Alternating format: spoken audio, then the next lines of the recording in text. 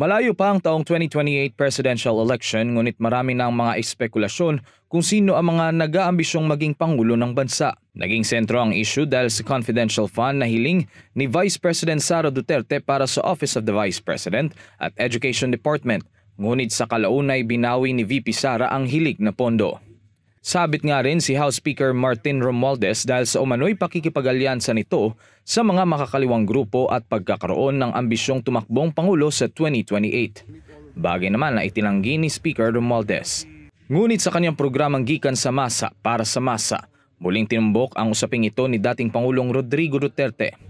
Tanong ng dating Pangulo kay Speaker, magkano na ang binigay ni Speaker sa inyong mga left? Kasi baka yung pera na binigay sa inyo extra sa inyong mga salary, yung mga projects, yung tawag nilang pork barrel. Yan ang dapat malaman ng Pilipino. Ngayon, gusto ko nga malaman, sabi ko nga, open the books.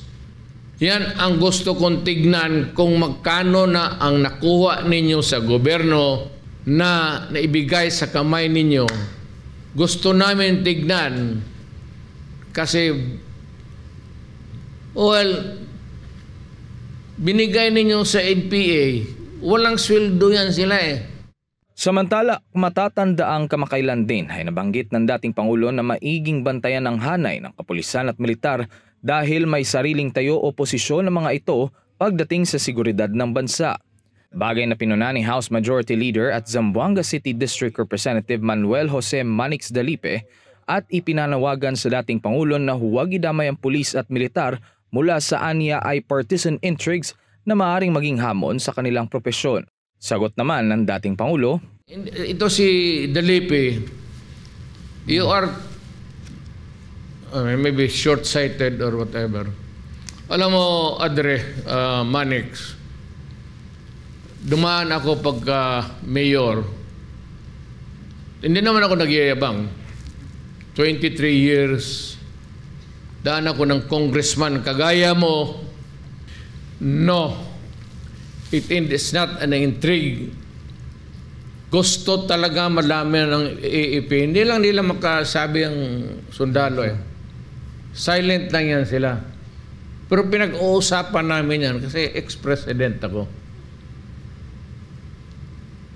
Do not be so onion skinned.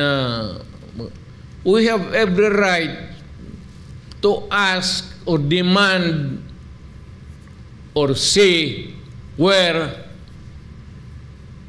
are the money of the people.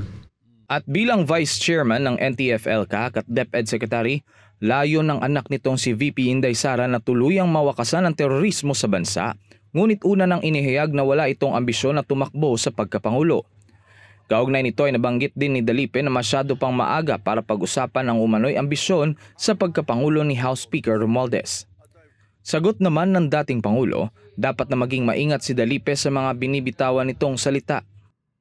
Alam mo, kayo, Dalipe, and company, remember this. The presidency is God-given.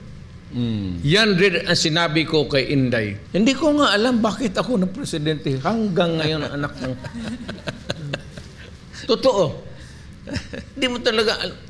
Wala akong pera, wala akong ano. Basta, alam mo, pag ayaw ka ng Diyos maging presidente, patayin ka niya. Ihulog yung aeroplano sa sinakyan mo, o madisgrasya ka, o heart attack ka.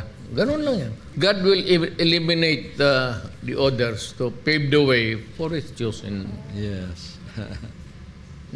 God-given talaga yung leadership. Yes. So, Adre, magdandahan ka lang. I know that you are the mouthpiece, so be careful of what you utter. It might not really be politically correct. Para sa Diyos at sa Pilipinas kong mahal, Carlo de la Peña, SMNI News.